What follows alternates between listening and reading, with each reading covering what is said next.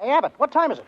It's time for the Abbott and Costello show. We're on the air for ABC here in Hollywood. Well, what are we waiting for? Let's go with the Abbott and Costello show.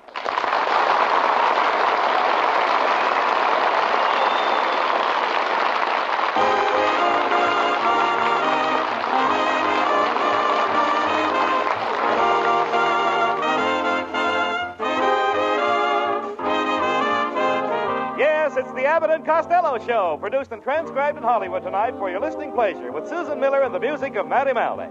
Hold on to your chairs, folks, for here they are, Bud Abbott and Lou Costello.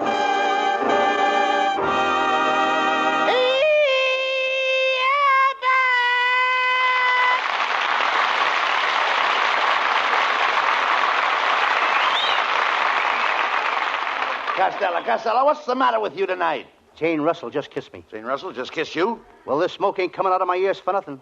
Well, never mind that, Costello. What time was it when you came in last night? It was 12:15. It so happens, Costello, that I looked at the clock and it was 3. Well, so what about it? So well, 3 is 12:15. Well,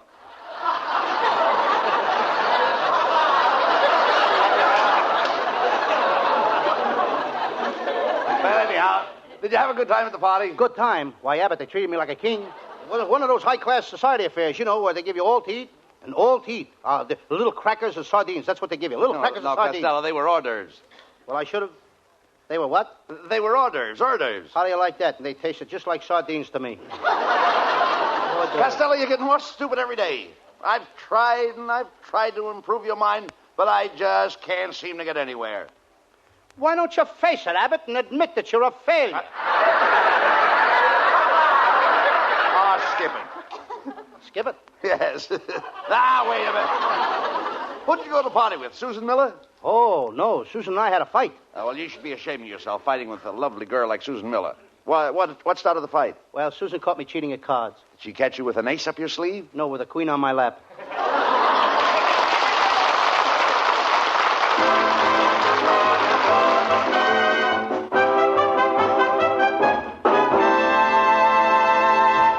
Before the boys get rolling into high gear, here's a fellow with a special message for you.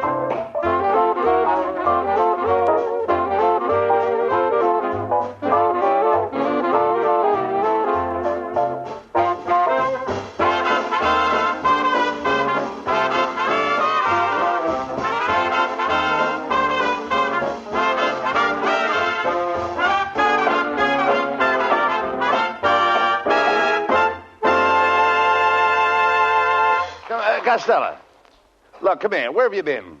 Why are you all dressed up tonight? Abbott, I just came from my cousin Vincent's wedding. Oh, so your cousin Vincent finally got married. Who did he marry? He married a woman. Oh, you dummy. Of course he married a woman. Who ever heard of anybody marrying a man? My mother did. Talk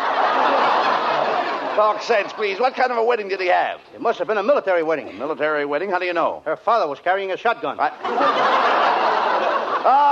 Marriage is so romantic. Who gave the bride away, Costello? Nobody. Nobody? I could have, but I kept my mouth shut. Calm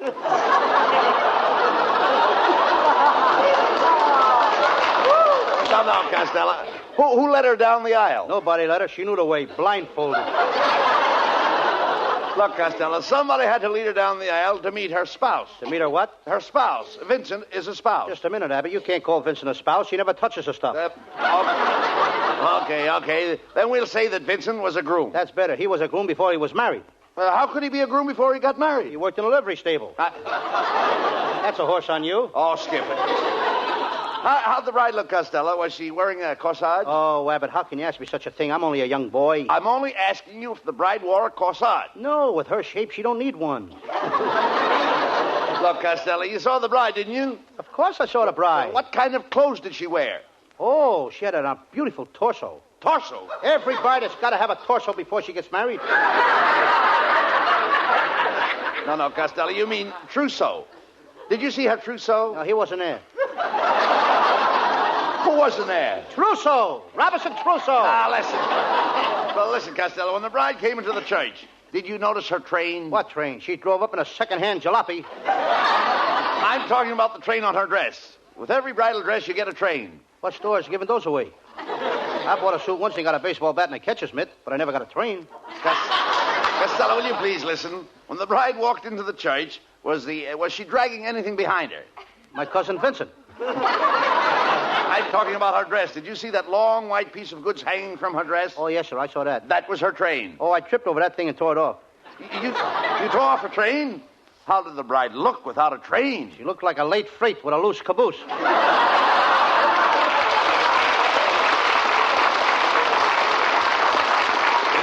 Costello, you're not fit to talk to an idiot. I'll write you a note. Well, your cousin Vincent is very lucky. A man doesn't know what real happiness is until he gets married, Lou. Yes, and then it's too late. Yes. You dummy. I'm very sentimental about marriage. How well I remember my marriage. I can remember when I turned to my wife and said those words, I do. You should remember those words. That was the last time you got a chance to open your mouth. That's ridiculous, Costello. My wife and I are very happy. Why, Betty and I are inseparable. Yes, you are. The last fight you had, it took 4 people to separate you. Abbott, does it cost much to get married? No, they have different prices. Now, the preacher who married my wife and I charged according to the beauty of the bride. If the bride is very beautiful, he charged $10. If she was pretty, it was $5. If she was just ordinary, he charged $2. How much did he give you? Costello, you've got the wrong slant on marriage. All brides are beautiful. If all brides are beautiful, where do all those ugly wives come from? Call for little Johnny. Call for little Johnny. Who are you? Philip Morris. I never can find that kid. Abbott's nephew, folks. Look, Abbott, you're making enough money. Why don't you give the kid some dough and let him stay home? Costello, Norman is very proud. He wouldn't take charity. He'd rather steal it. Certainly. No. Look, wait a minute, Lou. Are you trying to insinuate that he's a thief? Norman is a very brilliant boy. Last week he saw a sign in the post office that said, murderer wanted. He went in and applied for the job. Hello, boys. Well, hello, Susan. Look, Costello, it's Susan Miller. Susan Miller.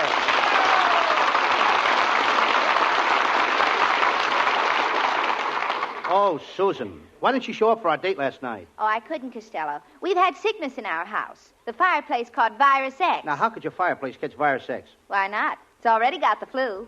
Get it? Fireplace. Same writers we got. Susan, you're getting to sound more like Milton Berle's mother every day. Why don't you invite Costello to your party next Sunday afternoon? Oh, that's a good idea. Costello, you can be Cupid. Wear 3-cornered pants and carry a bow and arrow. Oh, Susan, I couldn't do that. Why not? Oh, how would it look for a guy my age to be carrying a bow and arrow?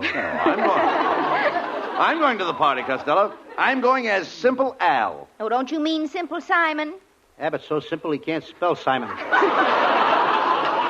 Oh, you shouldn't talk that way about Abbott. He's very romantic. And he's quite a hand with the ladies at a party. Oh, no, he ain't. He's too slow. We went to a party last Saturday, and before Abbott got around to asking the girl for a kiss, I already had my face slapped 3 times.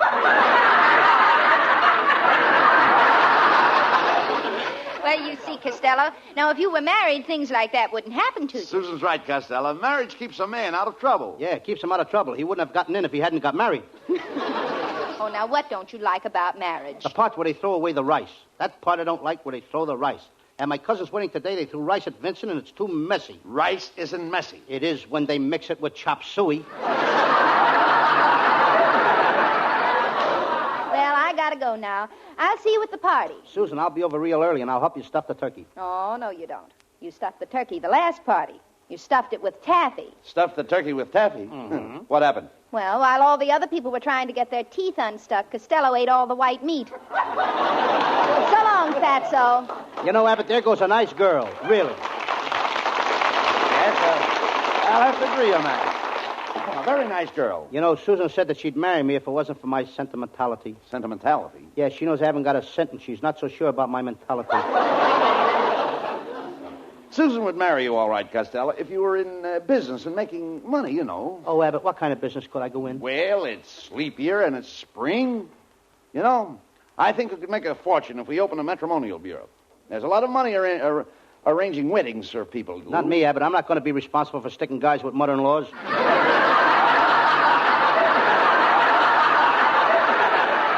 What's wrong with mother-in-laws? You don't even know what a mother-in-law is. A mother-in-law is the FBI in Bloomers.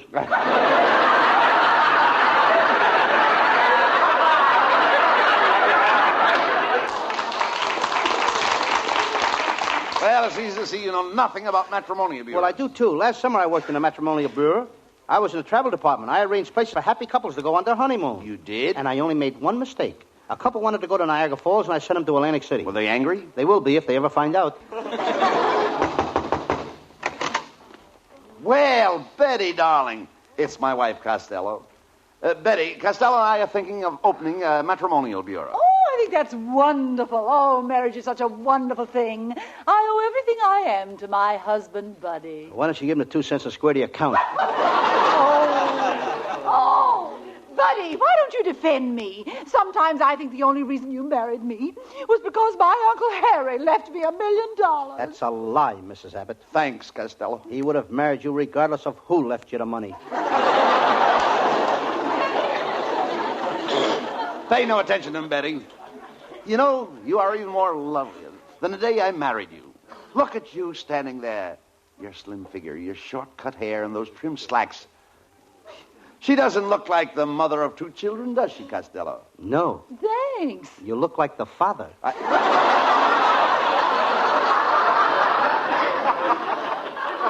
Costello, I'll have you know that my wife still wears a size 16. Isn't that a pretty big shoe for a woman? Why, you bloated blubberhead. You're built like a tub. You ought to wear a girdle. I tried that once. I wore a girdle, and it made my stomach disappear. Really? Yes, it sneaked around to the back and popped up under an assumed name.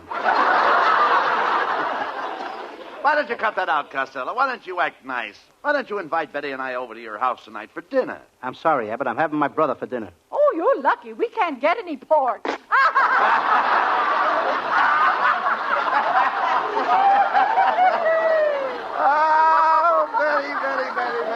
Betty.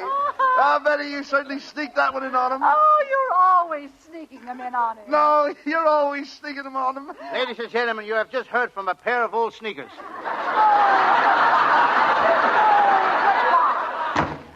Costello, look, if we were in business, you wouldn't have time to go around insulting people. We ought to open that matrimonial bureau. You put up the money, and I'll open up the office. Oh, no, you don't. Oh, all right, I figured that. I'll open the office, and you put up the money. Well, that's better. All right. Wait a minute. That's the same thing. Well, I've got the place, the office all picked out. All I want you to do is to go around and grab some customers that want to get married. Okay, I'll grab Jane Russell. Well, you can grab Jane Russell. Jane Russell is already married. You grab what you like, and I'll grab what I like.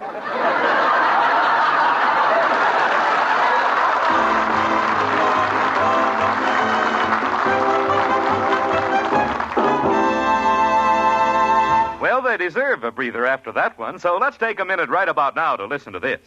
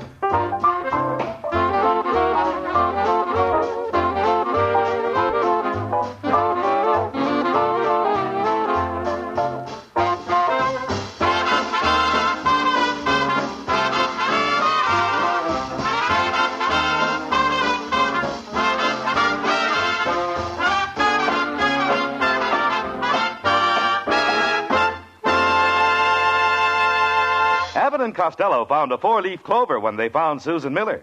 Here she is, you lucky people, singing with Matty Malnick's orchestra.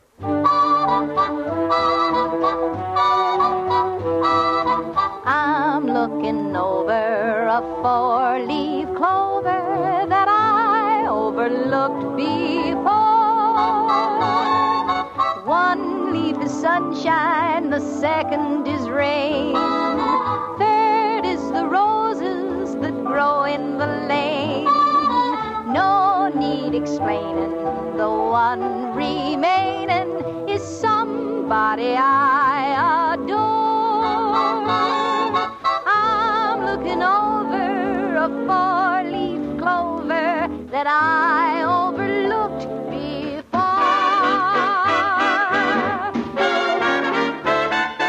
I'm looking over a four-leaf clover that I overlooked before. One leaf is sunshine, the second is rain. Third is the roses that grow in the lane. No need explaining, the one remaining is somebody I adore. I'm looking over a four-leaf clover that I overlooked before. That I overlooked before.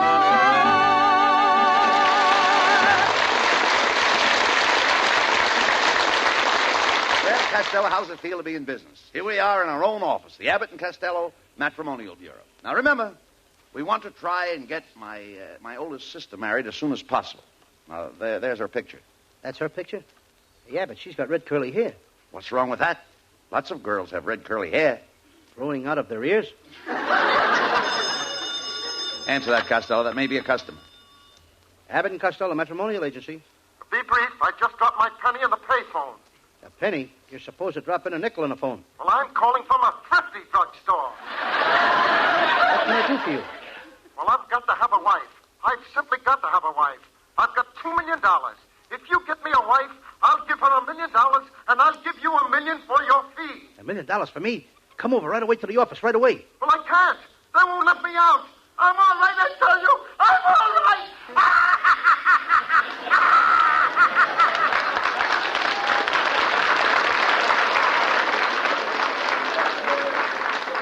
Ladies and gentlemen, to Mr. Harry Brown goes the Oscar for the show tonight. Hey, Abbott, what paper did you put our ad in? The Hardware Journal. I thought so. One of the nuts just called up. Abbott and Costello Matrimonial Agency. What kind of girls have we got? We got girls in frills and girls in laces, arsenic and old faces, girls who sing and girls who dance yet, girls who never had a chance yet, big girls, small girls, everyone spectacular, short girls, tall girls, and Abbott's sister who looks like Dracula. I think I run Harry Brown a close second. How do you do, gentlemen? I'm from the Marriage License Bureau. I understand you two are running a matrimonial bureau. Mr. Costello, do you understand the laws governing marriage? I do. And Mr. Abbott, do you understand the laws governing marriage? I do. I now pronounce you man and wife. That'll be $5,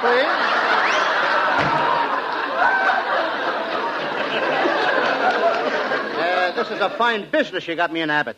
I can't understand why we ain't got no customers coming in. I put an ad in the Valley Times this morning. How did the ad read? It says, man with bottle of gin would like to meet lady with bottle of olives. Object, martinis. Not martinis, matrimony. Ho, Abbott.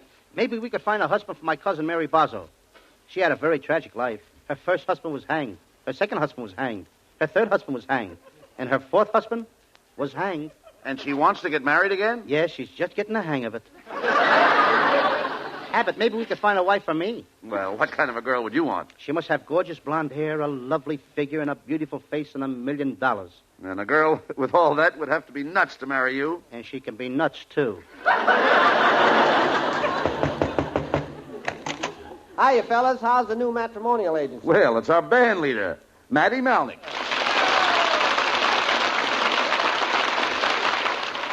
Well, I just dropped over to bring you some business. I have a little niece at home who's dying to marry Costello. Why does every girl want to marry me? Sometimes I wish I wasn't so young and beautiful. and coy and charming. So debonair and so petite. Now, wait a minute, Costello. Wait a minute. Just hold on a minute.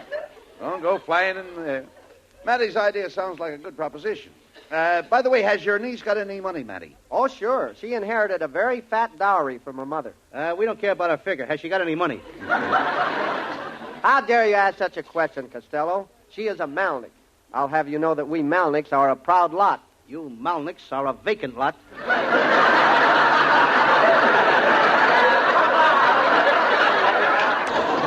Now, Costello, take it easy. Are you really serious, Mattie, about your niece wanting to marry Costello? Yes, I am. Last night, my little niece was sitting on the floor playing with her toys. And she looked up at me and said, "That Lou Costello is the sweetest boy, and I'd like to marry him." Oh, now, isn't that cute? How old is she? 57. Look, Mattie, Costello doesn't want to get married, but we'll be glad to find a husband for your niece. That's wonderful, Bud. She's right out in your waiting room. Shall I bring her in? You better wheel her in. Poinciana, will you step in here? Here she comes on the run. She doesn't run very good. Maybe she needs a grease job. Go ahead, Costello. How do you do, Miss... The full name is Poinciana Pigeon-Pigeon. What's the hyphen for? That's for the pigeon to sit on. Miss Pigeon, I'm sure that we can find you an ideal husband. Now, if you'll just leave $100 deposit and, of course, one of your pictures. Oh, I'm afraid I haven't any pictures of myself. I did have some taken, but the photographer didn't develop the negative. He was probably afraid to go in a dark room with them alone. Miss Pigeon, have you ever been married before? Yes. My first husband snored, so I got a divorce. Now he pays me $500 a week alimony. Just because he snores? Yes. That guy's really paying through the nose. Are you going steady with anyone right now? Yes, I am. But he's a businessman, and he's always away on trips. Now, Mr. Costello, what would you do if you were in my place? Oh, I don't know. Let's go over to your place and find out. Quiet, Costello. Miss Pigeon, are you planning on marrying this man? I don't think so. I've got a hunch that he's growing tired of me. What makes you think that? He hasn't been to see me in over 10 years. Your troubles are over, Miss Pigeon. We'll find you a husband. Oh. Just give us your check for $1,000 for our fee and sign this contract. What contract? Now, I can't see so good. Broke my glasses before I left the house this morning. Well, how could you see to find your way to this office? She must have come in on the rims. Quiet, Costello, quiet. This woman is a customer. Let me handle her. And now, Miss Pigeon, if you'll come to my house 8 o'clock this evening, we'll say, I'll show you a happy family. Myself, my wife, and our little boy. Oh, this is so thrilling. I'll be there at 8 o'clock. Abbott, why did you tell that woman you had a little boy? You haven't got a little boy. Well, Costello, we've got to put this deal over. I'll have a little boy by 8 o'clock tonight. Don't worry. Abbott, now I'm convinced that does everything.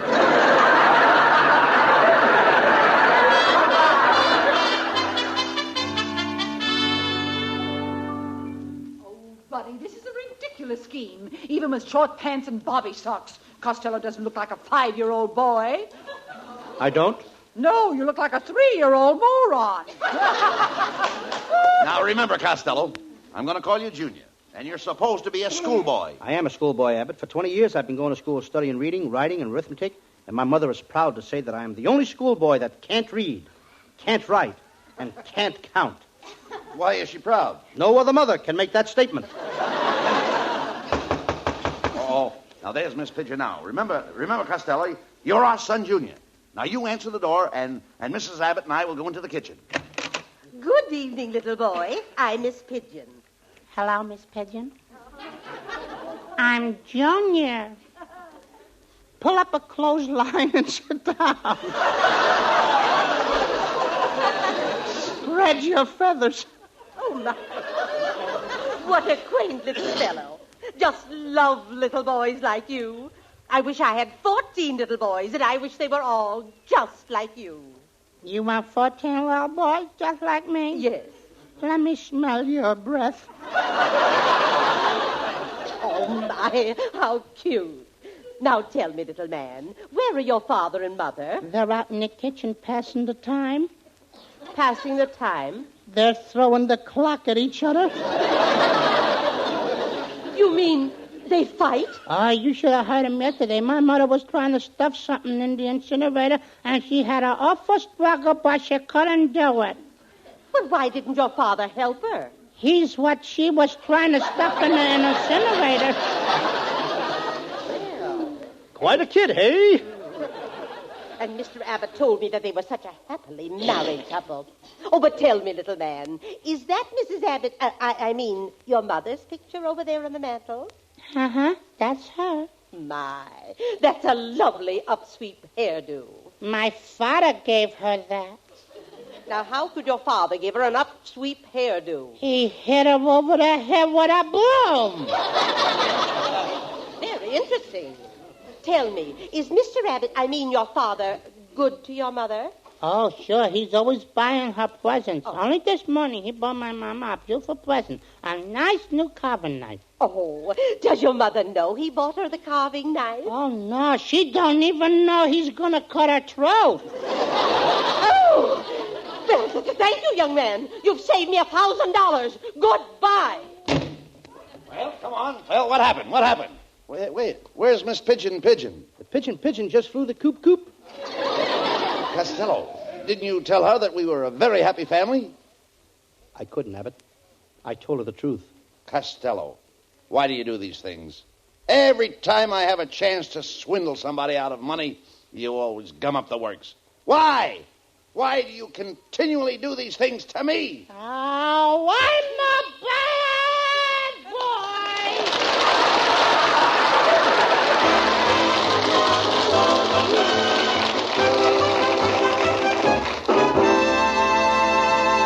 Stick around. The boys aren't quite through with you yet. They'll be back after a final thought on this subject.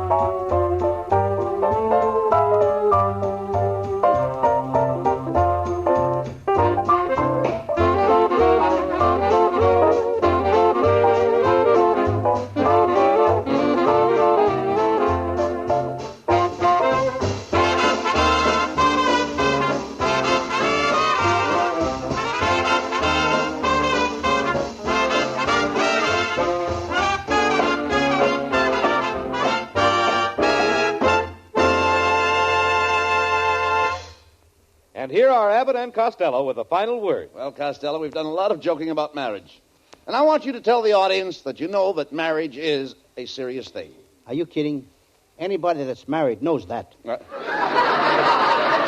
Costello, I don't believe you even know what it takes to make a marriage. Oh, sure I do. It takes two people to make a marriage. That's right. A single girl and an anxious mother. Oh, good night. Good night. Night, everybody.